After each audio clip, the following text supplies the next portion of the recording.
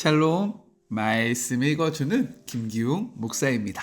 오늘도 기대하는 마음과 사모하는 마음을 가지고 하나님의 말씀 함께 읽겠습니다. 신명기 24장 10절부터 22절까지의 말씀입니다.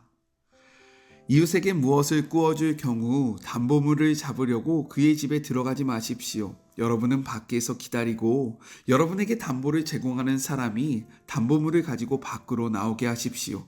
그가 가난한 사람이면 그의 겉옷을 덮고 자지 마십시오.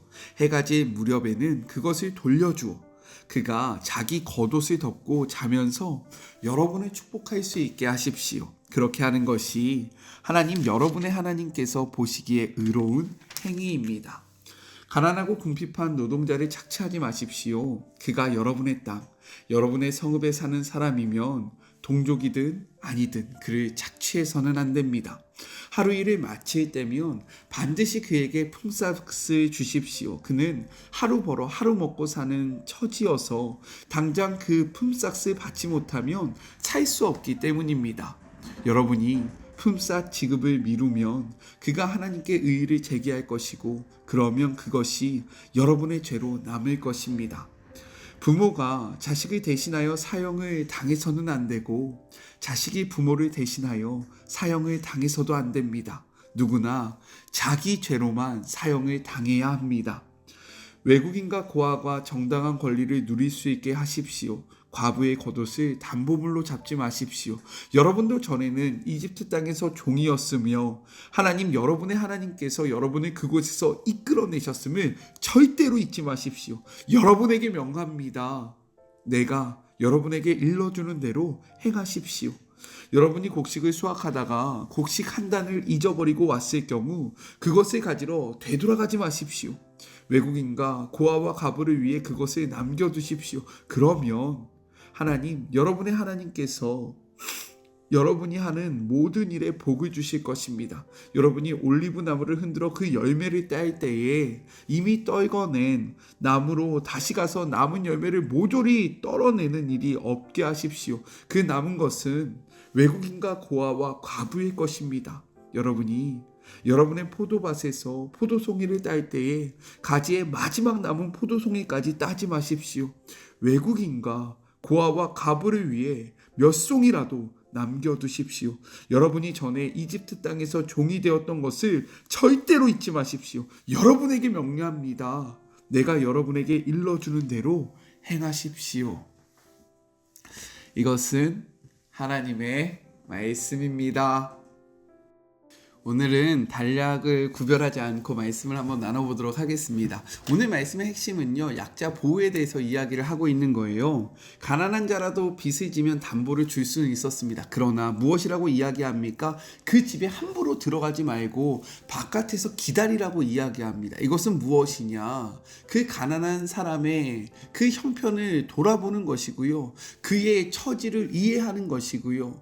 그의 자존심을 지켜주는 행위였다라는 겁니다.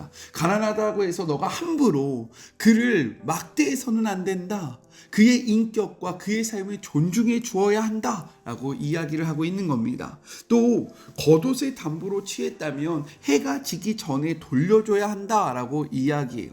이것은 그 당시에 그리고 그 땅의 기후를 알면 알 수 있는 그러한 형태인데요. 팔레스타인 지역은요, 밤이 되면 기온이 아주 낮게 떨어집니다. 그래서 그 겉옷을 이불 삼아 그들은요 자신의 체온을 지키는 거예요.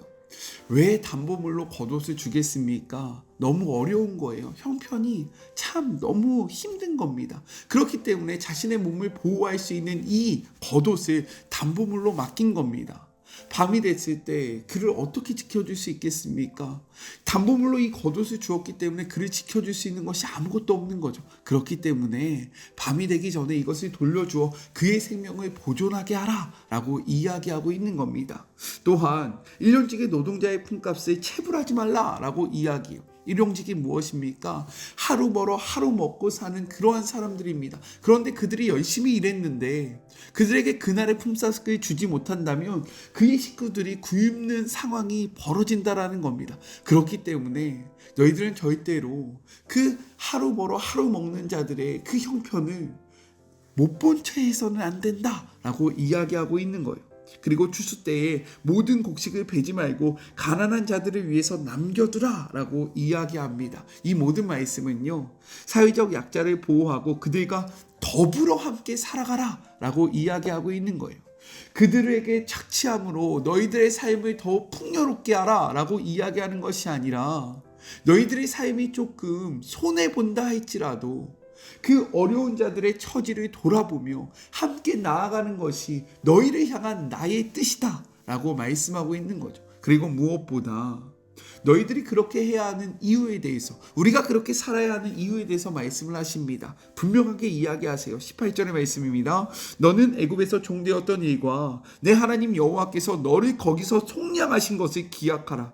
이러므로 내가 내게 이 일을 행하라 명령하였다라고 이야기합니다. 속량이 무엇이에요?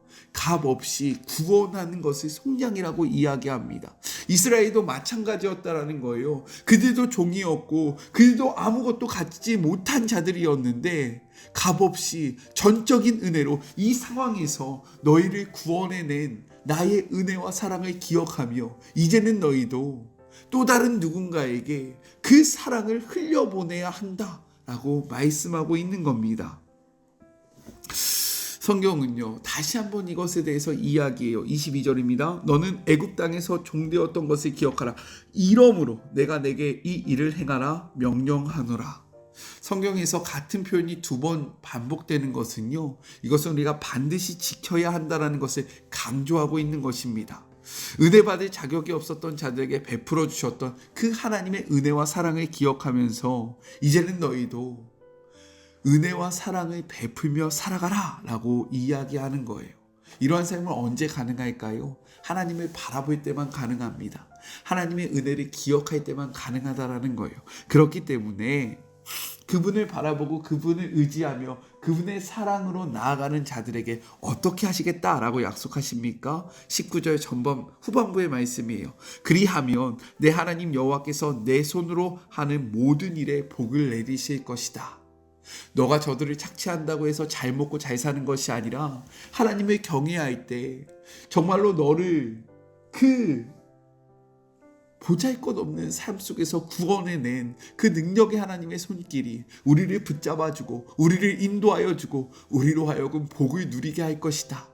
너희의 복은 다른 사람들을 착취함으로 오는 것이 아니라 하나님을 경외함으로부터 온다라고 말씀하고 있는 것입니다. 이 말씀 앞에 자격 없는 우리에게 조건 없는 은혜를 베풀어 주신 하나님의 사랑과 은혜를 기억하며 우리 주변에 어렵고 힘든 자들에게 그분께 받았던 사랑과 은혜를 조건 없이 흘려보내는 우리 모두가 되었으면 좋겠습니다.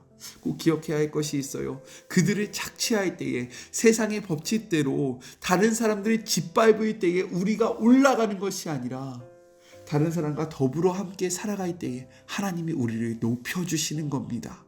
우리 스스로 높아지지 말고요, 하나님이 우리를 높여주실 때에 얼마나 우리가 귀하게 사용받을 수 있을지 그것을 기대하며 그것을 소망하며 나아가는 우리 모두가 되었으면 너무나도 좋겠습니다. 우리 같이 기도할까요? 사랑의 하나님 감사합니다. 우리를 향한 하나님의 뜻은 더불어 함께 살아가는 것입니다. 그리고 하나님은 우리에게 말씀하십니다.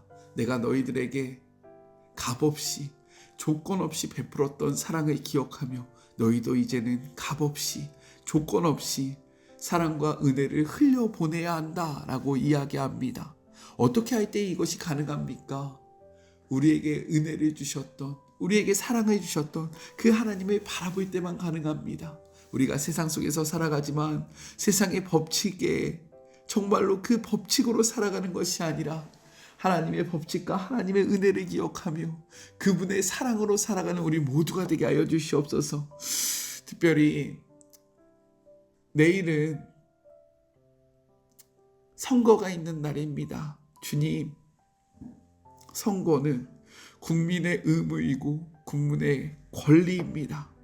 각자 기도함으로 또한 정책을 바라봄으로 우리에게 주어진 그 의무와 권리를 행사함으로 이 땅 속에서 하나님의 나라를 이루어가는 주의 모든 자녀들 될 수 있도록 축복하여 주시고 함께하여 주시옵소서.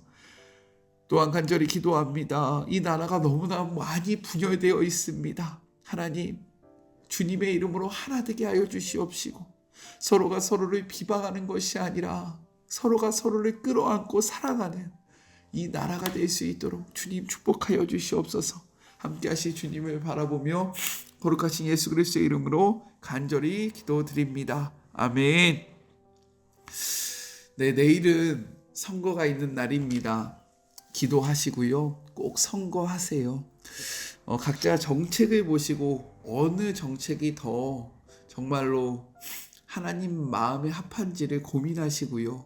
또한 내가 찍지 않았다고 해서, 내가 지지하지 않았다고 해서 상대방을 비방하고 상대방을 정말로 헐뜯는 것이 아니라 하나님의 나라는 연합함으로 세워지는 것 아닙니까? 나와 다를지라도 이해하고 나와 다를지라도 사랑하는 우리 모두가 되었으면 좋겠습니다.